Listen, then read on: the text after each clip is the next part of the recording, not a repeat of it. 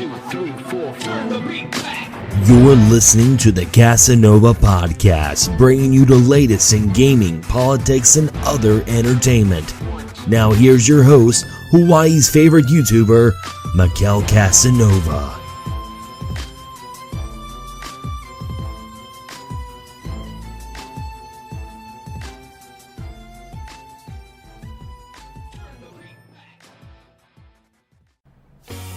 Welcome everyone to another episode of the Kasanova Podcast. I'm your host, Meryl Kasanova, Hawaii's favorite YouTuber, content creator, and podcaster, host of the #1 podcast in Hawaii. And I'm back with a special guest. Now this is an honor and a true privilege to have her on the podcast. Something I never thought would happen, but you know what? Dreams do come true.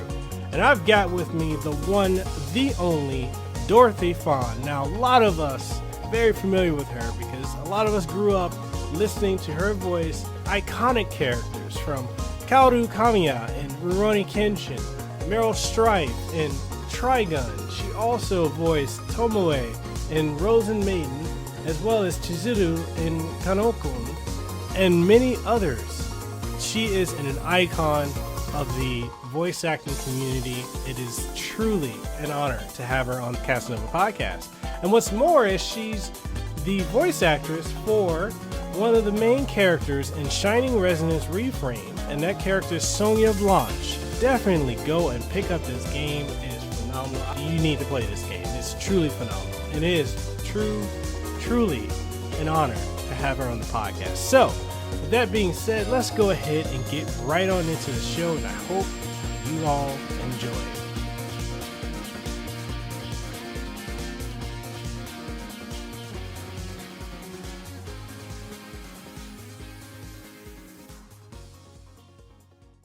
All right, and welcome everyone to another episode of the Kasanova Podcast. I'm your host, Meryl Kasanova. I'm here with the one and only Dorothy Fahn. Definitely introduce yourself. This is such an honor. Well, it's an honor to meet you as well. I'm Dorothy Fahn, voice actress for, oh my gosh, really long time. Like the early 90s, I believe. Oh, something wow. like that. Really? Many of my fans weren't even born when I started doing voiceover. Which is kind of crazy. Wow. I know. That's impressive. That's really impressive. Yeah, well, it's I feel lucky and blessed to be in this career because it's truly awesome. It's truly amazing. You know, I got to interview Griffin Burns and Michael T. Coleman, and you guys are just amazing. Well, we love what we do, so that always helps. You know, and as fans, we definitely appreciate the things you guys do. Yeah. Right on. Yeah. Yay. All right. Do you mind giving a little background on yourself, a brief background? Yeah, sure. Let's see. I started out as like a singer actress. I did a lot of musicals for years. In fact, I wanted to be a stage actress, and then I pursued commercials. I did a couple of those, and but you know, along the line, somehow I got like sidetracked into doing some voiceovers while I was still doing theater, and then some more voiceovers while I was doing a little less theater. And then suddenly my entire career became voiceover, and everything else kind of dropped to the wayside. And I'm totally okay with that.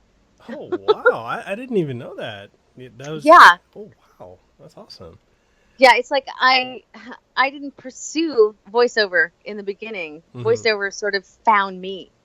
So it's kind of neat. It's like it was density. So, you know, and that leads into the next question. Since, you know, you've played a very influential and inspirational role in the anime and video game communities with your portrayals of characters such as Meryl from Trigun, Kaoru from Rurouni Kenshin, to your current role as Renea of Fire Emblem Echoes, as well as Sonia Blanche of Shining Resonance Refrain. You know, so I have to ask you, how does it feel knowing you've been able to impact and influence generations of fans and up-and-coming voice actors? Oh my god! Oh my god! You know, I have to say, at the time, like back when we were doing Rurouni Kenshin and Trigun, Mm-hmm. that I had no idea that these would be so huge, that these were, had huge followings, and then it just got even bigger and bigger as the years went by. Who knew? Yeah. I started in anime before it was big. I started in anime when it was just starting here, and we like kind of grew up together. Now it's this huge thing, but when I was starting out, I was like, "What? What do you mean anime? You mean animation, like a cartoon? Oh, a cartoon from Japan? Okay, sure, yeah." Um, but yeah, those were great roles, and having a background completely in acting Mm-hmm. really helped, to just start in this whole new medium. And Meryl was great. I got to have some great acting chops there. Kaoru was great. They both got to be very funny at times. Yeah. And I loved that. They got to be pretty wacky. And for a lot of years, I didn't do very many video games. Once in a blue moon, I would get a little part in a video game. So I'm really happy now. Lately, I've had, a few more here and there. And then I got Renia, and I was so happy. And Sonia, oh my God, that was a big fat surprise for me. I'm like, what? Really? I get this great role? Are you kidding? I always get the little, crazy roles like small Nar in League of Legends or something, So yeah, it's pretty great. And I'm just really happy to be working in games a little bit more, because that's a whole other ball game. And I'm just happy that people enjoy them so much, Definitely. And if you think about it, video gaming and anime are very, synonymous in the sense that they both started out really, really small, and they've just exploded into what they are now. I remember the early 90s. Of course, I was really young at that time, but I remember when my friends would bring over the VHS tapes of like Dragon Ball, like the original Dragon Ball. And I'm like, what is this? They're like, oh, this is anime. And I'm like, what? And then like video games, I remember like now it's part of pop culture, it's socially acceptable. But yeah. I remember when gaming was just like anime. It was not cool to say, hey, I like anime, or hey, I like video games. It's just amazing, Oh yeah, it's just gone completely the other direction. It's so funny you mentioned VHS too, because one of the first anime conventions I ever went to, and I don't go to a lot, but was back in the 90s. I think it was the 90s. We did a show called Super Dimension Century Orgus, I think it was called. We just called it Orgus. And they wanted us to come to an anime convention in San Jose, and we were signing VHS copies of Orgus. Oh, wow. I know. So that was pretty interesting. That's a long time ago. That really is. I think a lot of this generation probably has no recollection of it, but I remember VHS tapes. I remember before you had the VCRs that had the auto fast rewind, you had to buy the little separate cassette deck to just put the VHS tapes in to rewind them.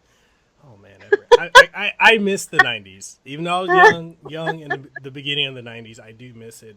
I miss the simpler times. Yeah, they were good times. They're good times now, though, too. Yeah, they definitely, definitely. So I want to ask you, since you have a background in acting and singing, like what inspired you to get into acting? Wow. Well, this is really interesting because, just like I said, voiceover found me. I didn't actually pursue that. Acting also found me. I didn't pursue acting. When I was a kid growing up, I was a really good artist. I wanted to be an artist like my whole life. That was my thing. I would draw people and landscapes, whatever it was. But since I was really good at memorization when I was a child, they gave me the lead roles in the plays because they knew I could remember the lines. Oh, wow. So, yeah. So, not pursuing it at all, but, being forced into it, I discovered along the way, hey, I kind of like this. Hey, I really love this. Okay, you know what? I think I'm going to act. Not something I would have thought when I was a kid that was something I wanted to do. But yeah, and I loved it. And I, studied in college, took acting classes, voice lessons, the whole bit. And then from there, we went to on camera, took commercial classes. Mm-hmm. And once I got into voiceover, I started working before I even took like a voiceover technique, quote unquote, class. Mm-hmm. So it's like, okay, wow, I've been kind of doing okay without that. But because I had all this previous training by that point, it was all right. I wouldn't suggest trying to pursue voiceover without any kind of training. So, but yeah, that's how I started out. My teacher said, put her in the lead. She can remember the lines. And that leads into the next question, because I want to ask you, like, what is the process of becoming a voice actor, and like, what advice or guidance would you give to the viewers and listeners interested in getting into the industry? Well, okay, having entered this industry from a roundabout way, I don't know. I do suggest take acting class. It's very, very important. Mm-hmm. Because if you've had no acting training at all and you try to voice act, it's going to be way more difficult for you. Because, first of all, when you learn how to act, you learn how to break down a script, to understand what the emotions of the character is, the relationships are, how to access that, within yourself to bring that out. And it helps you learn how to take direction. Very important. Oh my God, because that's your life. Your entire life as a voice actor is taking direction. Yeah. And so if you go in there and you say the line and he says, okay, I need you to do it this way. And you go, okay. And then you say the line, you're not going to be working very much. So you have to learn all these things, emotions. Improv is good because sometimes you have to figure out how to change a line on the fly. Sometimes the line doesn't fit, and you and the director will have to come up with something really quickly because you can't waste time. You have a time schedule there. And singing, as a singer, I think it's important because if you take singing lessons, you can expand your vocal range, which gives you a larger range of characters you can play. Exactly. And it teaches you how to support your breath.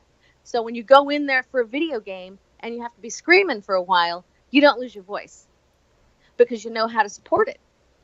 These are, you have to learn all these techniques so that you can then just go in there and do it and not have to concentrate and think about all the little technical things. You've taken the acting and the singing and the improv and the all that stuff. And then you can take a voiceover class too to learn the little tiny nuts and bolts of how to speak on the mic and stay on the mic and all kinds of little tricks that you have to do in there. Awesome.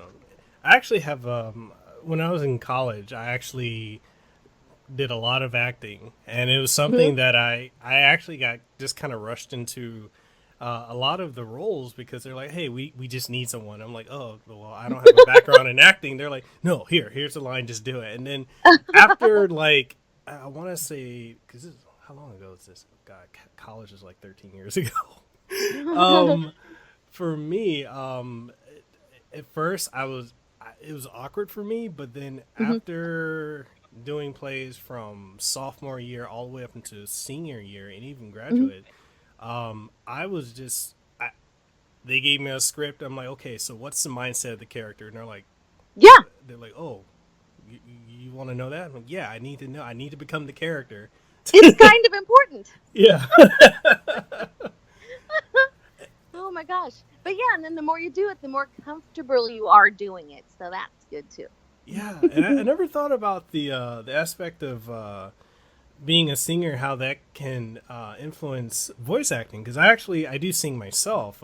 That's great. And I never would have thought about it. I was like, oh wow, it makes sense to expanding your vocal range for the screaming scenes in video games and anime. I'm like, oh, that makes a lot of sense. Yeah, I highly recommend singing. It's very important. Plus, sometimes you don't realize they may actually ask you to sing. It doesn't happen often. They'll usually know in advance. But once in a while, they'll just say, I did a session for, God, I don't even know what it was. Recently, I went in I did all the lines, great. Then we did all the screaming and reacts and whatever. And then they said, oh, and we want you to sing this little thing too. And I'm like, now you want me to sing? Now? Are you kidding? So, it turned out to be fine, but you have to be prepared for anything. Yeah. Awesome. Oh, wow. What has been your favorite character to voice act for? Okay. That's the worst question ever. Only because, really, which one of my children do I love the most? Okay. Oh my God. Your top three. Top three. Oh my God. Top three. Well, I would say Conan. Mm-hmm. Conan from Naruto. She's one of my top three. Mm-hmm. Gosh, Meryl's one of my top three also. Meryl's classic. Meryl is extremely classic. You know what? I will tell you my least favorite character. Okay. How about that? Because I really love them all. I did Miyu in Vampire Princess Miyu. Mm-hmm. And it's not so much that I didn't like her character, but they wouldn't allow me to act. Really? When I was recording Vampire Princess Miyu, every session we went in and they said, okay, let's do it one more time and bring it down. Okay, let's do it one more time, bring it down even more. Less. By the time I got to the takes that they liked, I felt like I was doing nothing. Wow. I'm like, what? Oh my God. It was painful to me because then I think, oh my God, people are going to think I'm a bad actress when they hear this. But, you're at the mercy of the director. And, that's what they wanted, though. But I was very unhappy with the way that character came out. I mean, she's fine. I'm sure she's like, everyone's used to the way she is now. And it didn't do any harm to the series. But, if I was the person who was making the decision, I think she would have had a little more emotion. Wow. It was very difficult. That's some good. That's very good insight. I never would have thought of that. I remember the character. I was like, oh, this is a different take. Yeah. It's interesting. I will say this: 99% of the time, you'll work with directors who are absolutely great. Once in a while, you'll get one who you kind of don't click with, or you're not. You don't agree with the direction that you're taking you. It doesn't happen very often, but once in a while, it's inevitable. But that's like 1 in a million right there. 99% of the people I work with are great, and I love the direction, and I love working with all of them. It's like a big fat love fest with everyone in the industry. Oh, wow. I feel like that's very similar because I also do video game reviews, so I work with Sony, Nintendo, Microsoft and whatnot, and I have those experiences too. I'm like, there's some of the companies, like some of the PR people I work with are amazing. Others not so much. They're like, oh, you released this review 10 seconds after the embargo. I'm like, isn't that a good thing? Well, it's a matter of opinion, I guess. Oh, wow. So, yeah. so when you're selected for a role for a game or an anime, what is the process for you to get into the mind of the character to properly portray them? Do you have to mimic entirely like the Japanese voice actors take on the character, or do you get to bring some of yourself into the character? It depends. They usually want you to be similar, at least similar to the Japanese. But that being said, when we did Digimon, we had a little more freedom with the voices and much more freedom with the dialogue when they were doing the adaptations. They did some very funny stuff. But yeah, usually you'll go in and they'll play the Japanese and they'll say, let's hear your take on that, and then you'll decide on a voice for the character, and then you'll start going with it. I just worked on a new game, which I can't say what it is. I have to be careful. Embargoes, people. But in this one, they did not play a ref. Sometimes they'll play you a ref, and then you have to do that voice, that Japanese voice. In this one, I auditioned for it, and I went in, and they played my audition back, and we went with what I had. I didn't have to listen to the Japanese first, so that was great. Oh, wow. Yeah, it got to be just, me and the director deciding how we want the character to sound, and it was great. It was really creative. Awesome. Yeah, I think a lot of times fans don't understand the nature of NDAs and things that you as actors cannot say what you're working on or what role you played. So right, I know. Like I couldn't tell anybody that I got Sonia in Shining Resonance Refrain until the day it came out. Wow. Yeah, we wrapped it the year before. We wrapped it last year. And I couldn't tell anyone anything until July 10th, 2018. So it's like, oh, this game comes out. Yeah, I'm in it. I know when I was talking to Michael T. Coleman yesterday, he was saying how when he did the role for Cody in Street Fighter V Arcade Edition, he's like, yeah, he said, I saw the trailer, and I was like, wait, am I playing Cody? And he said then they called him up later, and then when he actually did the voice, he said he couldn't even let anyone know, even even after the trailer released. He's like, said, nah, you can't say anything. He's like, I know, that's my voice. Somebody, there was a trailer that came out for Shining Resonance too, and it was, I mean, I listened to the trailer, I'm like, that's so obviously me. But if people asked me, then I just like, it might be. I can't really tell you if it is or not. So that's always fun. Oh, wow. How is it working with companies like Sega, Square Enix, or NIS America, or any of the anime companies? Like, how is that process? Well, so I don't deal usually with the company reps at all in any way. The only people I deal with from whoever, the studios that I do anime or the companies that I work with for games, I only work with the people who are at the studio. Oh. The director, the engineer, one of the writers might be there. But yeah, there's usually, that's it. I don't really interact with anybody else that has to do with it. That said, everyone, has their own thing. Like every director is a little bit different. Like I worked for, I worked on Fallout 4. Oh, wow. And it was great. I was a female brotherhood, and I had a crap ton of lines in that thing, man. Oh my God. And I did Vault-Tec in that one too. She didn't have as many lines, but she had some. Anyway, so we have these 4-hour sessions because when you do games, you have long sessions, and that particular character, the female brotherhood, she had a lot of lines. Oh, wow. And they had, specific pronunciations of names and places and whatever. And most of the lines were a couple sentences long. It wasn't like, like battle scenes where you're going, get over here and whatever, blah, blah, blah. There were like 2-3 sentences for each what they call loop. So the level of concentration that you have to have for a 4-hour session like that is, it's draining. By the end of it, you're pretty much exhausted.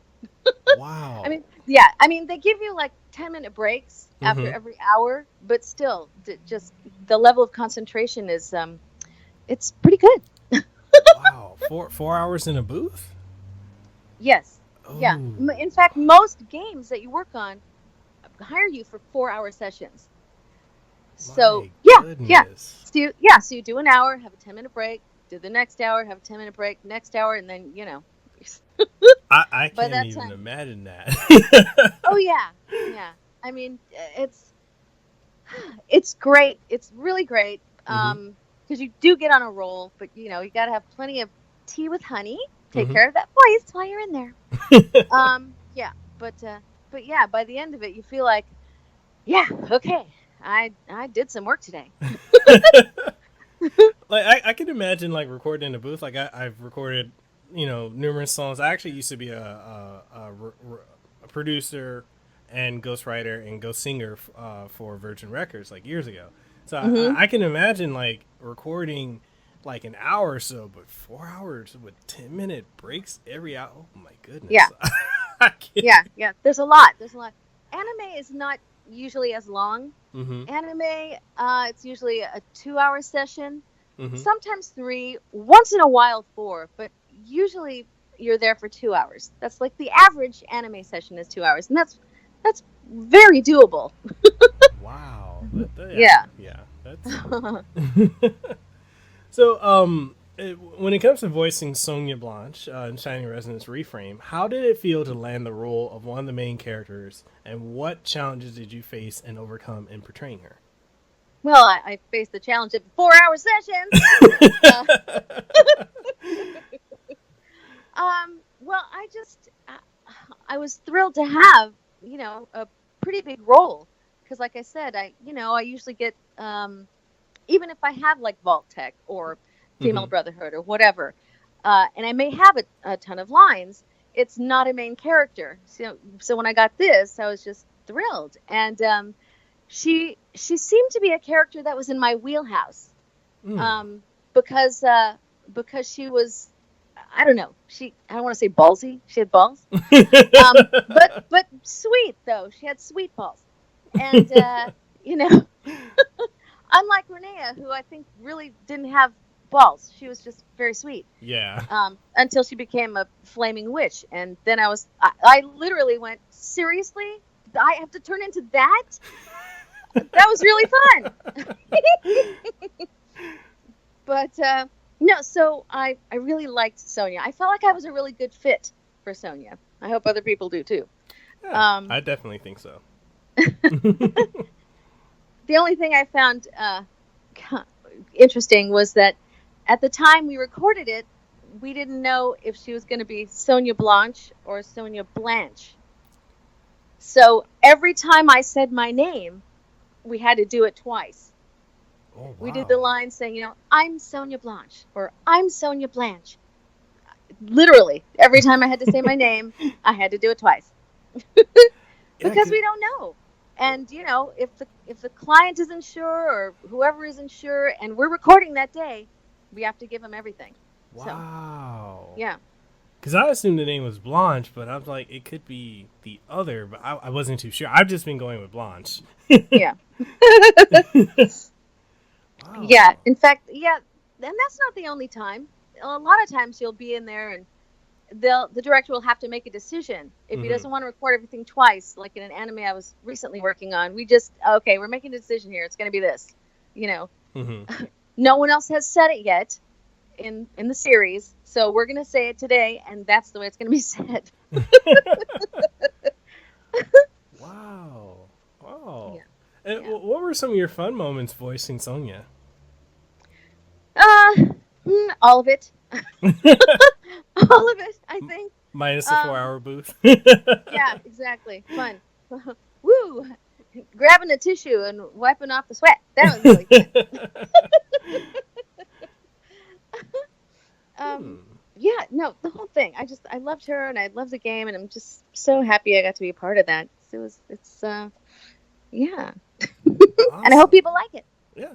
This definitely it's one of the most. The one thing I'm happy about Shining Resonance Reframe is that it's a classic series from Sega that they finally brought back after so long. Like I'm happy that Sega is bringing back older franchises because it's about time. Sega to me is every bit. They have as many IPs as Nintendo, and it's good to see callbacks from classics from the 90s. Yeah. But Yeah, why not, right? yeah. More of that. Of all the work you've done over the years, how was it working with other voice acting legends such as Jai Young Bosch, Stephen Bloom, and others? Oh my gosh. Steve Bloom worked on Orgust with me 1,000 years ago in the 90s. Not that long ago. I know. In fact, interestingly, he worked at a post-production job with my husband before he got into voiceover, before any of us did. Wow. I was acting on stage. My husband was acting on stage and doing commercials. Mm-hmm. Steve Bloom, I don't know what he was doing on the side, but he was working a post-production job at the same company that my husband was. Mm-hmm. And we all got the call from another friend of ours, Victor Garcia, who was casting Orgus and a couple other things. Mm-hmm. And he said, "You're an actor, right? Yeah, we need actors for this thing. Your husband, you, Bloomy. Yeah, well, we'll all do it together." So I've known him for like a lifetime. He's the sweetest guy, greatest guy. And talking to him, I had no idea what he was going to do he had this character called Jobby. It was like a cute kind of dinosaur looking character. Mm-hmm. And we go in to record the thing, and he comes up with this voice that's very... I'm like, what the hell? Oh my God. Where did that voice come out of you? So I knew that this guy was going to like go places because he had stuff going on back when nobody knew what was happening, you know? It was pretty amazing. Johnny Young Bosch, right? Mm-hmm. He was in Trigun with me. We were in Trigun together with donuts. But here's the interesting thing about that. So we have all these scenes together, you know, for the series. Mm-hmm. And I never actually met him till like 3 years after we repped. What? I didn't meet him. Wow. Yeah. That's the crazy thing about anime. You record one at a time. So if I'm scheduled, say 10 to 12, Mm-hmm. that's my 2 hours. I get out at 12, sign out, leave, go on to the next thing. Johnny might come in from 1 to 3, and I won't see him. Oh, wow. And that's the way it is all over town. You hardly ever see the other people who are in the shows with you. Goodness. Yeah. It's not like in original animation, like SpongeBob or whatever, where you all go in and you all sit at your mics and you have your scripts in front of you and you do that. When you do original animation, which I've luckily gotten to do some, it's really fun. Mm-hmm. You're all together and you can, work off each other. But when it's anime, it's you and your script and the screen. And you got to do your part and fit the mouth flaps. And if you're lucky, the person you're having a scene with has already laid down their lines, Mm-hmm. so you can hear what they did. Otherwise, if you're the first one, then, okay, everyone's going to play off me. Oh, wow. Yeah. So often in anime, you won't run into the people that you act with on screen. Oh, wow. Pretty interesting. In fact, I did Merribit in Gundam Iron-Blooded Orphans just Mm-hmm. recently. And I had never met Robbie Damon Mm-hmm. until the rap party. Oh, wow. They actually had a rap party for that, and I don't usually get to go to them when they do have them because they're like on a Friday night or whatever, and I'm doing something. So I finally went to that, and I'm like, oh, hey, yeah, nice to meet you. Yeah, we acted together.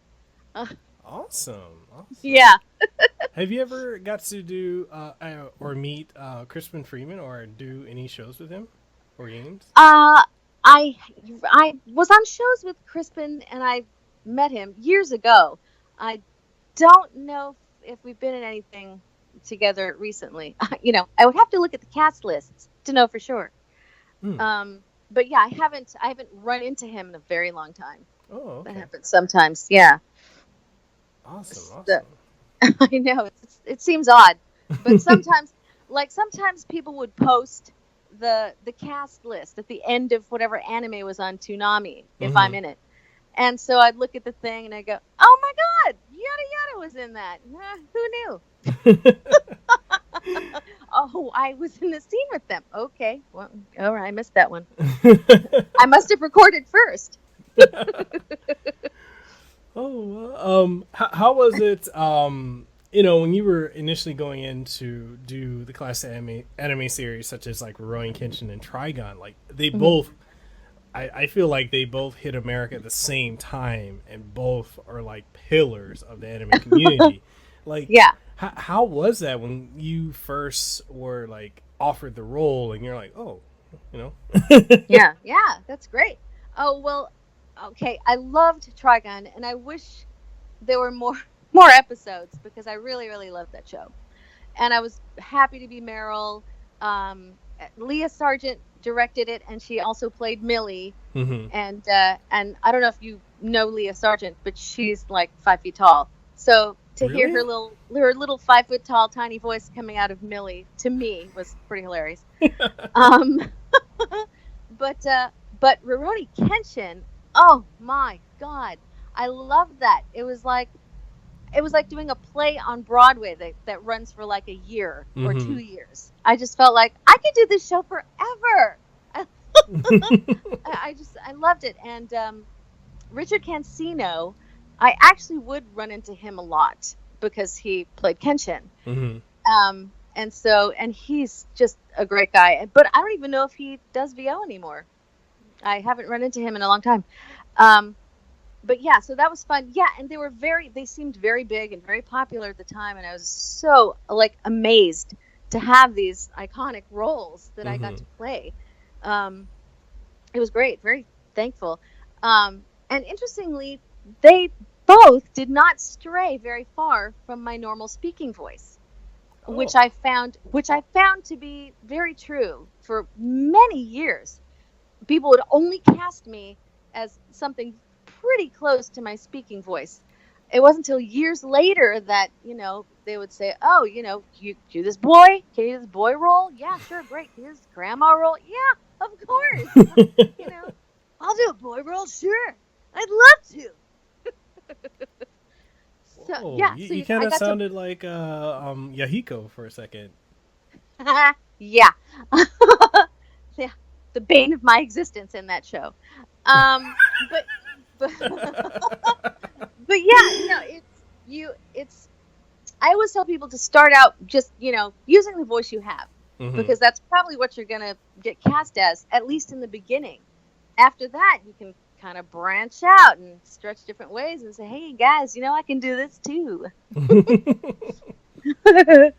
I kind of wish with Rurouni Kenshin, I wish the third season was actually truer to the manga, which I felt like wrapped up better. Same with Trigon. I wish there was more of it. Like, yeah, I know. Yeah, me too.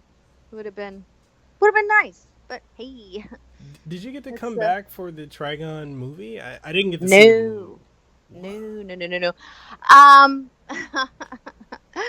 Yeah, the only original person they brought back was Johnny for that. Ooh. Yeah. I mean, love him to pieces, and, it's really great that they got him, but what about me and Millie and Wolfwood? Okay, never mind. That happens. It's, stuff like that happens. Like, take, what was it? Cyborg 009 was Love a show. That show. Yeah. And I was Francoise in one of the iterations. I think there have been like 3. And every time they recast it, a new cast gets to do it. 100 years ago, I played Fujiko in, which one was it? One of the Lupins. And then, then somebody else got to do it. And then now Michelle Ruff does it all the time. And so, yeah, it just happens. You get used to it. It's like, oh, okay. I guess it's kind of like when I used to do theater. And I would be in a play or a musical. And then a few years later, I'd see someone else do it. It's like, oh, that was my show. We have to share. We're sharing these characters. Yeah. So, What are some projects that you have in the works currently that you are allowed to share? None. Okay. Literally none. No. I just started work on another game. So that's good, but it's going to be recording probably for the rest of the year, so I won't be able to talk about that for a long time. Okay. What else? Oh, I've been doing a lot of live action dubbing lately. Oh. Which is slightly more difficult because instead of just having flaps to match, you have like plosives and meow, all different shapes that you have to match. Like we'll dub a Chinese film into English or a Spanish film into English or whatever it is. So that's like even more challenging.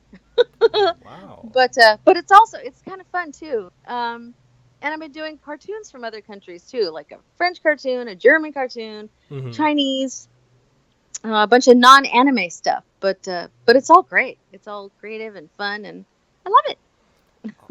Awesome. Well, I guess that just about wraps up all the questions I have. Again, it's been a complete honor to have you on the podcast. You have a lot of fans out here in Hawaii. We definitely, right on. We definitely love you. I love Hawaii. I was gonna say, are you coming to the Comic-Con that we're having in 2 weeks? I think it's 2 weeks. I wish. Ooh. No, I know. I wish I was. If they reach out, maybe I'll come next year. That'd be great. We will find out who does it, and we will spam their emails. That'd be great. Oh, well, where can people find you? I'm on Twitter at Dorothy Fahn. Mm-hmm. I'm on Instagram. Oh gosh, what am I on Instagram? I think I'm at .Fahn on Instagram. I think that's what I am. Yeah, I'm there. I'm not on Facebook. I can't go near Facebook. It's too much for me. Yeah, Facebook is too much. Oh, and then there's gaming and anime. Definitely, we can find you there. Yes, absolutely. Awesome. Right on. All right. Well, that just about wraps up this episode. Thank everyone for listening and watching. I'll be doing some edits, and I'll have this up on iTunes, Google Play Music, Stitcher, as well as Spotify. And I think I'm forgetting one. I think You're forgetting the most important one. No, I'm kidding. Oh, Amazon Music, as well as TuneIn. Yeah, TuneIn Radio. Yeah, see, there's so many. I keep forgetting the list that I know. On. And also, this will be up on YouTube. I'll have it edited, and it will be up there on youtube.com/Mikhail Kasanova. And yeah, it's awesome. Yay! And it's been, again, an honor to have Dorothy Fahn on the podcast. And yeah. Well, it's been an honor to be on the podcast. Thank you. All right. And that just about wraps it up. We'll sign out. All right. Thanks. All right. Thank you. Did you enjoy this episode of the Kasanova Podcast? Well, I hope you did. And if you did, please make sure you like, share, comment, and subscribe. And let us know what we can improve upon, what you liked, what you didn't like, and all that good stuff. And just make sure you always have a good time. That being said, this is your boy Mikhail Kasanova, Hawaii's favorite YouTuber. I am signing out, and I'll catch you on the next episode.